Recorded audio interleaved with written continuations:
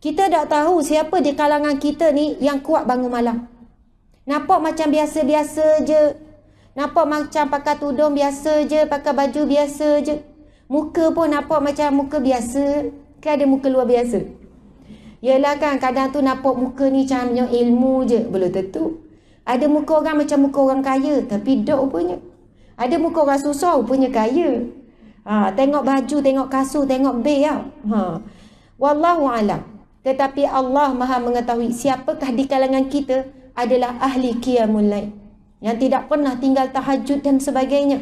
Mudah-mudahan asbab ada golongan-golongan ini dalam majlis ilmu ini, maka rahmat Allah turun, lalu kita pun mendapat bahagian yang sama. Amin ya rabbal alamin. Dan ada di kalangan kita ni ahli Al-Quran, yang kuat baca Al-Quran. Ada di kalangan kita ni ahli sedekah. Sebab itu bila sebut tentang pintu syurga, hadis Nabi kata syurga itu ada 8 pintu. Antaranya adalah babus salah, babus siyam, babus sadaqah, babus sab, iaitu pintu orang-orang yang sabar. Wallahu alam, pintu mana yang akan terbuka untuk kita. Tapi yang paling kita bimbang, tidak ada satu pun pintu untuk kita masuk. Sebab kita hanya sibuk untuk menjadi ahli persatuan di dunia sahaja. Adakah kita tergolong di kalangan ahli persatuan orang-orang yang sabar? Ahli persatuan orang yang ahli qiyamul lail, orang yang menjaga solat, orang yang kuat bersedekah, orang yang memperjuangkan hidupnya untuk menuntut ilmu, kemudian beramal dengan ilmu, kemudian menyampaikan ilmu. Wallahu a'lam, subhanallah. Muslimah yang saya kasihi sekalian, Masya Allah, saya bila berhadapan dengan muslimah, saya nak menyatakan bahawasanya rasa cinta dan sayang itu sangat dalam. Bukan kata muslimin tu tak sayang, tetapi kita sesama perempuan kan, kalau boleh nak dengar semua orang mari dengan masalah. Nampak je muka macam okey tu kan, siapa sini dia tak ada masalah kat tangan? Suka pula. Memang tak ada. Kalau dia kata, Ustazah, mokcik tak ada masalah mana-mana lah. Hari-hari macam okey belaka. Beres belaka Ustazah. Bangun pagi, lepas tu ngaji, lepas ngaji mayang. Boleh mayang duha 12 rakaat. Lepas tu mokcik gini pula, gini. Mokcik alhamdulillah hidup tak ada masalah Ustazah. Tu masalah besar tu kalau hidup tak ada masalah. Bukan maksud saya kena cari masalah dak. Esok, siapa nak cari pasal dengan saya? Sebab nak cari masalah ni. Tetapi bagi orang mukmin, dia sentiasa sedar walaupun dia hidup dalam ringan buat ibadah, dalam nikmat Allah yang begitu banyak, dalam nikmat kasih sayang ahli keluarga sekalipun, dia tidak terlepas daripada ujian Allah Subhanahu wa taala. Sebenarnya sama ada senang ataupun musibah, nikmat ataupun dalam bentuk ujian, semua itu adalah satu bentuk penilaian Allah. Hasil daripada nikmat, adakah kamu menjadi hamba Allah yang bersyukur? Daripada ujian, adakah kamu menjadi hamba Allah yang sabar dan redha dengan ujian Allah? Subhanallah, Allahu Akbar. Saya kan kalau baca tulisan Ustazah Wana Hidayah ni, mudah nak nangis. Ustazah selalu menulis tentang ujian, tentang sabar. Allah menukilkan ilham yang mana boleh ditulis dengan kita mudah faham. Walaupun kadang-kadang saya tak komen, tapi hampir setiap tulisan Ustazah saya baca sebagai apa? Pengubat hati, kemudian melebur dosa.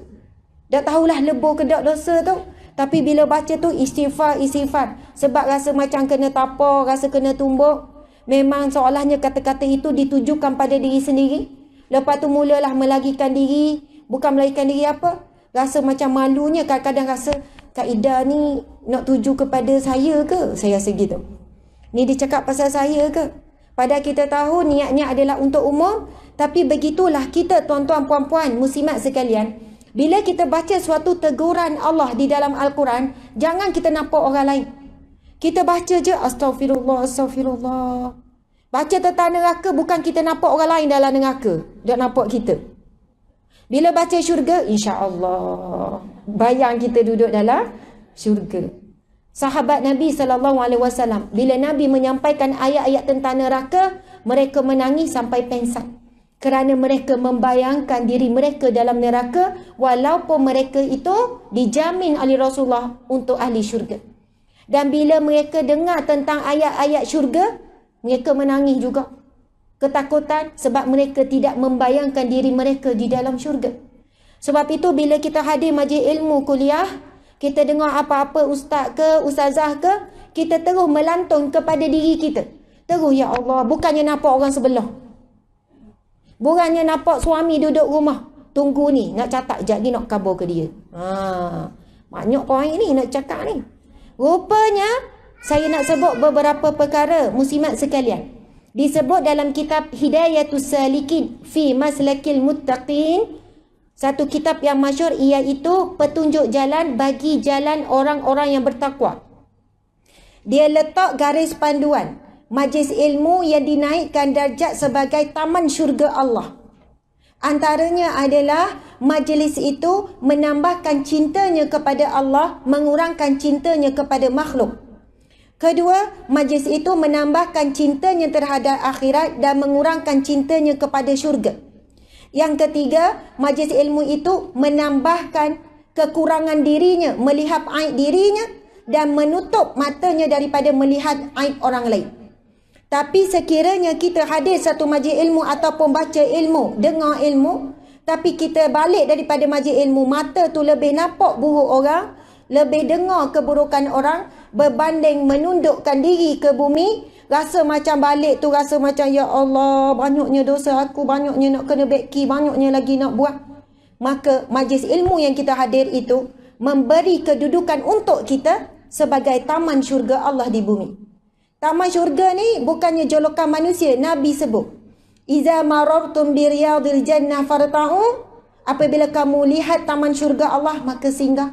Sahabat bertanya, fama riyadil jannah? Nabi jawab, hilaquz zikri, halaqah zikir. Kenapa Nabi jawab halaqah zikir? Pertemuan majlis zikir, majlis ingat mengingati. Majlis itu untuk kita ingat Allah, untuk sebut Allah. Tapi kalau kita hadir majlis ilmu untuk membangga-banggakan diri. Sebab itu kadang-kadang bila kita hadir satu majlis ilmu, kita balik tak rasa apa-apa. Sama ada majlis ilmu itu bermasalah, ataupun kita sendiri penuh dengan karak dosa, sampai ilmu yang disampaikan tak rasa di hati.